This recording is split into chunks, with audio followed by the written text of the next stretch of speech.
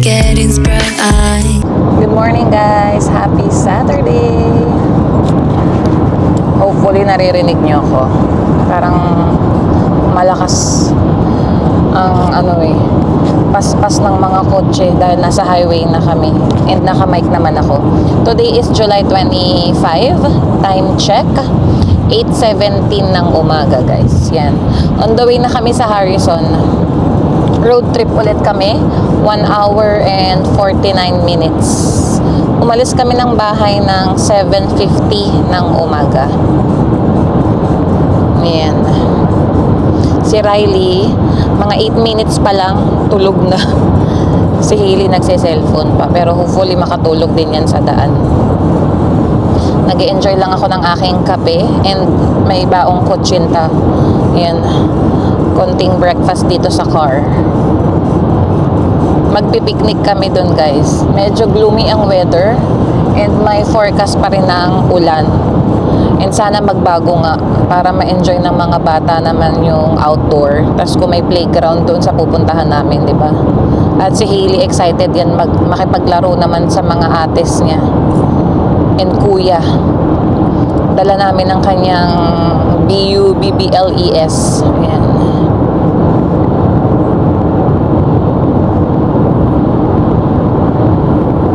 Highway 1 to, di ba? Ayan. Pinadaan kami dito sa Burnaby eh. Kanina or kagabi nung ginugoogle ni Harold Richmond, kaso biglang nabago yung ruta ni Google Maps. Siguro shortest way na makapunta ng Harrison. Second time na namin sa Harrison guys. So nung last summer, nagpunta na rin kami doon. Wala pa si Riley. Ayhan, alam mo ba, yung last year na yon sa memories ko sa Facebook, buntis na pala ako noon nung nag-Harrison tayo. Mga 4 to 5 weeks. Mga 4 to 5 weeks na ako nung buntis. Kasi nakita ko nga sa Facebook memories na 1 year ago. Tapos nung binibilang ko, sabi ko, ibig sabihin buntis na ako noon. Hindi pa namin alam. Early pa lang siya noon. Ngayon, second time namin sa Harrison, kasama na si Riley. Kaya memorable yung aming Harrison na yun. Kasi nag-extend pa tayo ng 1 night dun, di ba? Naging 2 nights kami dun. Instead of dapat overnight lang. Na-enjoy namin. Pero itong pupuntahan daw naming picnic, ano ba siya? Hindi ko alam kung park eh. Basta doon kami magpipiknik guys. Hindi pa daw namin to napupuntahan, sabi ni Harold. So may magandang spot pa pala doon. Kaya ayun. Samahan nyo kami sa aming road trip. After 6 days namin sa bahay, nakalabas na naman kami. Ayan. Ready na ako sa aking neck pillow. Ayan. Ito ang aking body kapag nagro-road trip kami. Ayan. See you guys later.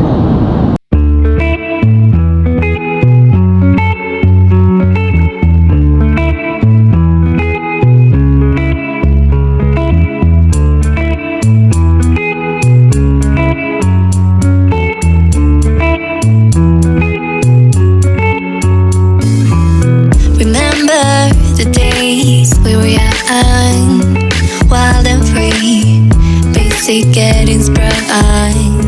We used to dance the night away, hang out the whole next day, laughing, having fun.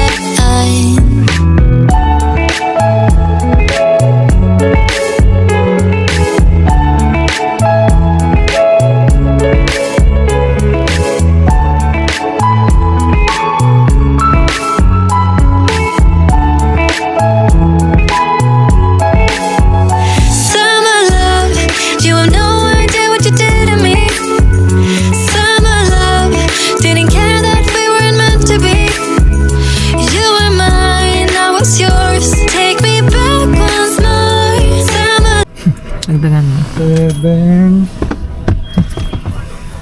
Cash ang ibabayad namin, I guys. have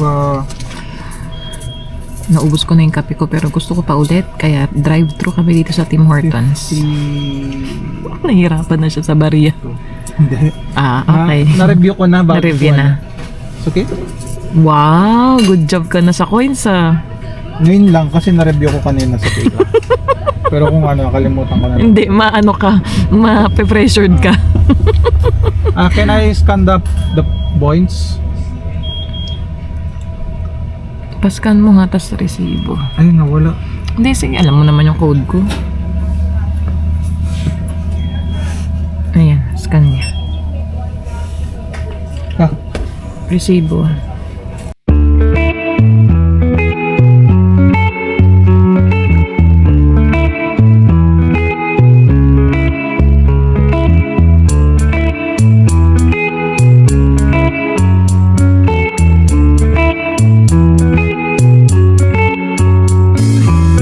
Remember the days we were young, wild and free, basic getting sprung. We used to dance the night away, hang out the whole next day, laughing, having fun.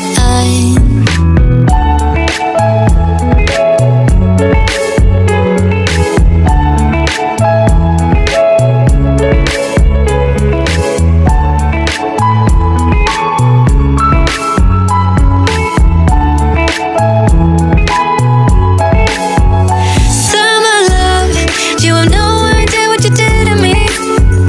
Summer love, didn't care that we weren't meant to be. You were mine, I was yours. Take me back once more. Summer love, where did you go? Summer love, you have no idea what you did to me. Summer love, didn't care that we weren't meant to be. You were mine, I was yours. Take me back once more. Summer love, sweet joy, where did you go?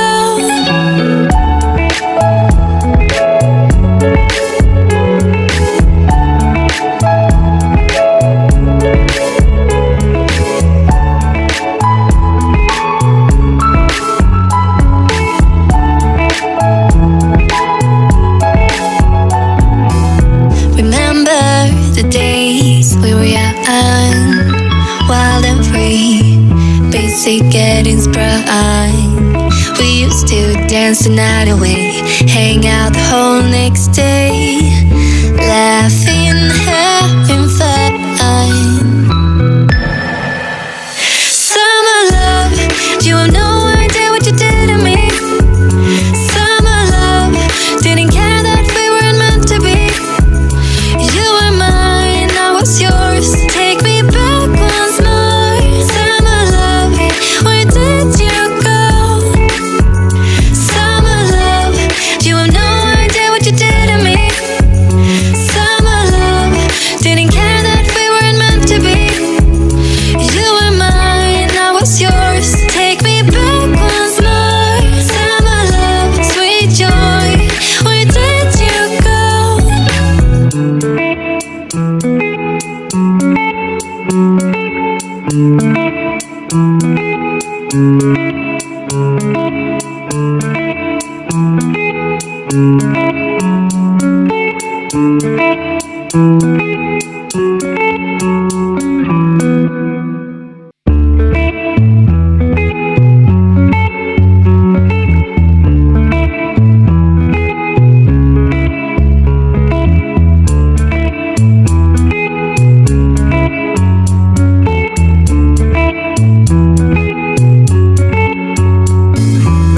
Remember the days we were young, wild and free, basic getting sprung.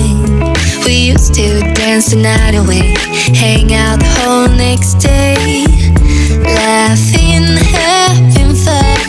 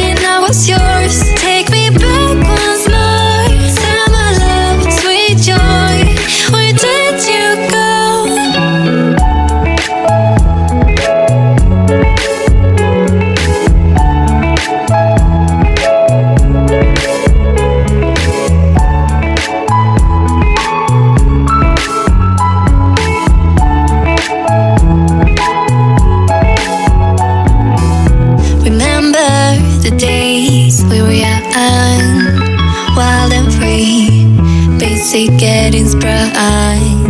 We used to dance the night away, hang out the whole next day. Ganda dito guys, oh. Laki ng bahay. May ano pa, Canada flag, oh. Pero nakalagay dito, private dock. Itong pinuntahan naming Rockwell Bay Park 1. So, ito siya. Yan. Kung dito ba kami magpipiknik. Ganda rin ang view, oh. Hi, Eli. Hi. Ito na talaga, guys. Totoo na to. Dito kami magpipiknik. Kapag first time talaga, medyo naligaw pa. Pero ito na. Magpa-parking na si Harold. Para merong event pa ako nakita dun. May mga tent sila.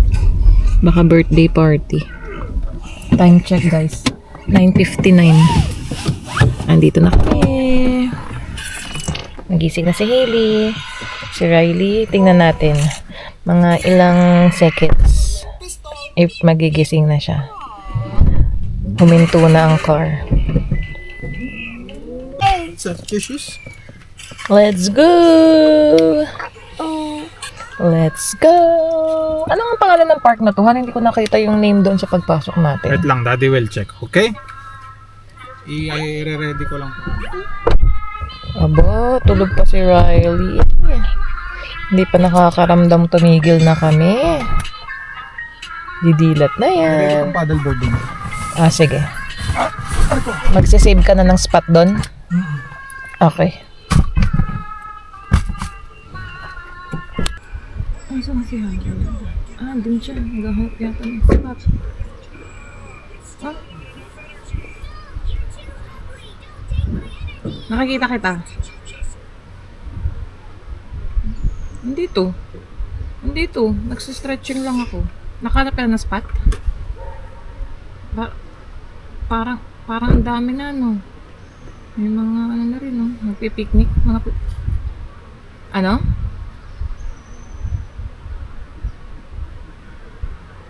May mga ano yung mga Pilipino?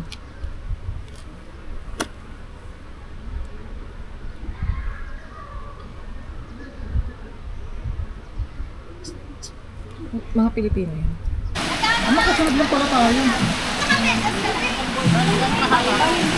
Okay. Ah, ito, maganda dito. Dito nga. Save na natin tong dalawa. Yeah. Ito po to. Tama. Ayun lang yung parking namin, guys. So mag-save lang kami ng spot. Meron pong gripo. Meron gripo dito. There's Riley. Puno, tapos may access. Ah, maganda. Hi, Riley. Hi, Hailey. Hi. Ang dami pa namang picnic table. Doon yung may event doon eh. Ayan, no? May birthday. Tabing lake lang. Tatlong table pwede. May event kasi dito sa gilid eh. Ganda dito, guys. Sana umaraw pa.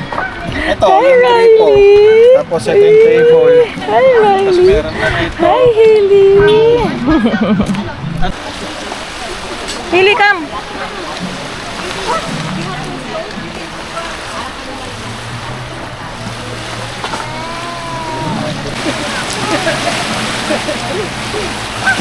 Ganda dito, guys. First time namin. Wala pa masyadong mga tao. So, ayan lang yung spot namin. Ayan. Pwede magtampisaw dito mamaya, oh. Tingnan nga natin. Malamig. Ba ang tubig?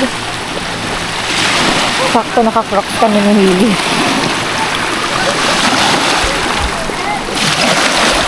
See? Uy, malamig. Malamig. Pero ang linaw ng tubig, oh. Ayan. Hugas kamay. May nag-fishing dun sa kabila, eh. Ayan. Pwede. Pwede. Another spot na naman na ma-explore. Ayan. Dito yan, guys, sa Harrison. Hindi ko lang nakita kanong place na itong picnic area na to eh. Mamaya i-check ko ulit dun. May mga katabi rin kaming mga Pilipino eh. Ayun pala, guys. Small island yan. So, pwedeng puntahan Magpa-paddleboard ka. May dala kaming paddleboard, kaso si Harold naiwan ang life vest. So sabi ko bawal siya mag-paddleboard. No, no, no. Yan. Not unless yung iba namin kasama is may life vest at mapapahiram siya. Pwede siyang mag-paddleboard. Sayang. Yan. Medyo gloomy na naman yung weather, guys. Pero sana umaraw pa. Yan. Nagdadatingan na rin yung mga kasama namin. Ayun, may nag-jet ski, oh.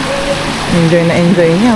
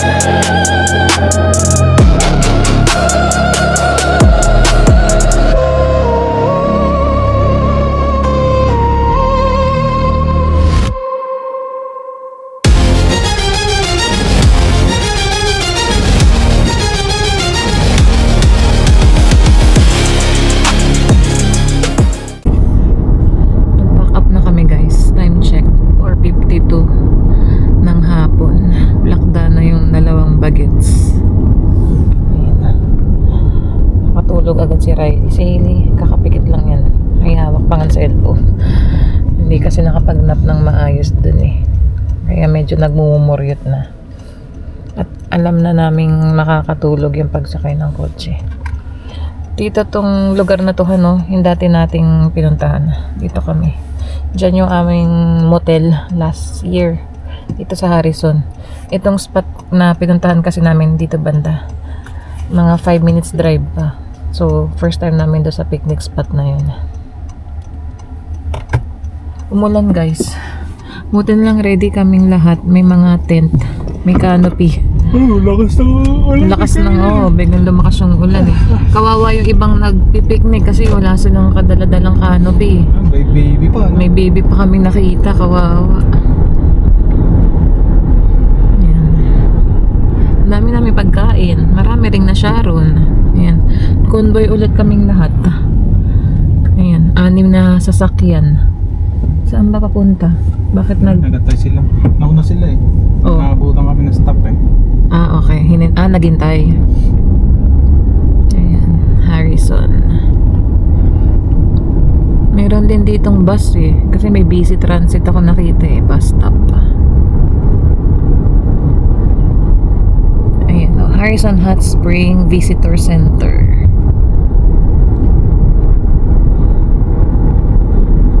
Parang gusto pa nilang tumambay sa Starbucks daw. Kaya convoy na naman kami. Ayan yung fire department nila. Hopefully may maabutan pa tayong drive-thru ng sweet corn. Dito kasi may masarap na sweet corn, guys. Chiliwak. Ayan.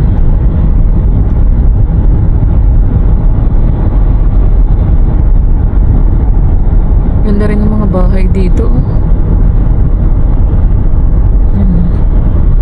Mga townhouse to siguro. Mga pare-parehas. Tapos yan, mga single detached. Maganda. Lapit mo lang sa Harrison Lake. Dito ka nakatira.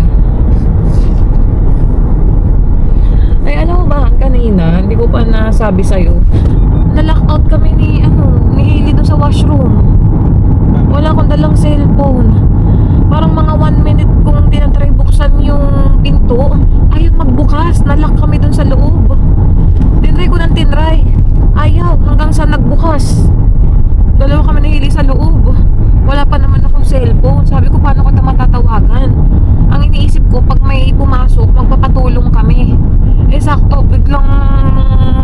ino-open ko, kaliwa ka na ginaganon ko na talaga, ayaw. Sabi ko, ano ba itong lock nila? Iba-iba kasi yung lock per cubicle doon sa washroom. Doon kami na punta ni Hailey. Dapat lang kung magdadala ng cellphone. Yun na nga eh. Kahit naka Samsung watch ako, hindi naman siya mag-call eh. Kasi wala yung cellphone ko, di ba? Dahil Bluetooth to eh. Ay sabi ko, halo, paano ka namin matatawag kung mapapansin mo ba kami ni Hailey na wala? Kaya sabi ko, naku,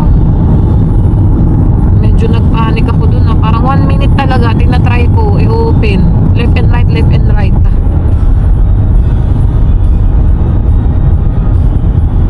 kasi kung na-stuck pa rin kami dun, sakto meron din kasing nag-washroom, talagang tatawag ako ng tulong. Sabi ko, bubuksan kami dito, nasa loob kami dalawa ni Hailey, or tawagin ka.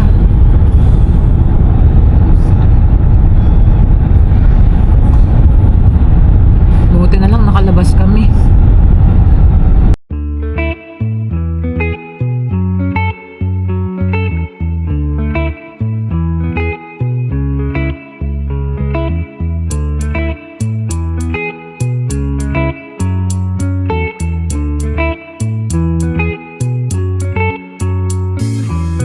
Remember the days we were young, wild and free, basic getting Nag-stop over kami dito guys sa malapit sa ito sa gilid ng Starbucks, yung parang rotonda nila. Kasi titingnan nila yung drive-thru ng corn. Pero naglakad lahat sila doon. Kami dito naiwan kasi tulog doon 2 bata. Tagal ko nang kinikrave yung sweet corn na yan nung galing pa kami nung Osoyos at Kilona. Kaso hindi pa nga in season. So ngayon, sabi nga nila, ayan, check nila. Actually, pwede mag-drive-thru eh, kaso nag-park na kami dito malapit sa Starbucks. So naglakad lahat sila dun sa gilid. Andun yung parang maliit na barn ng drive-thru na corn. So tingnan natin kung makakabili si Harold.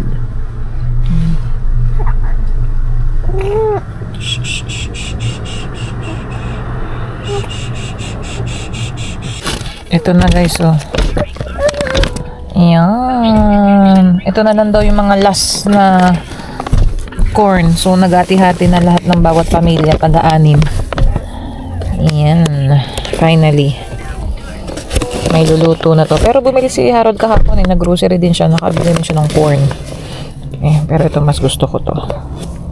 Sweet corn. So kung mapapadpad kayo dito sa Vancouver guys, yan, dinadayo to dito sa Chilliwack. Ayan o, drive-thru Chilliwack, Agassiz, and Abbotsford, BC. Yan, yung mga yellow and green na drive-thru corn barn. Ayan.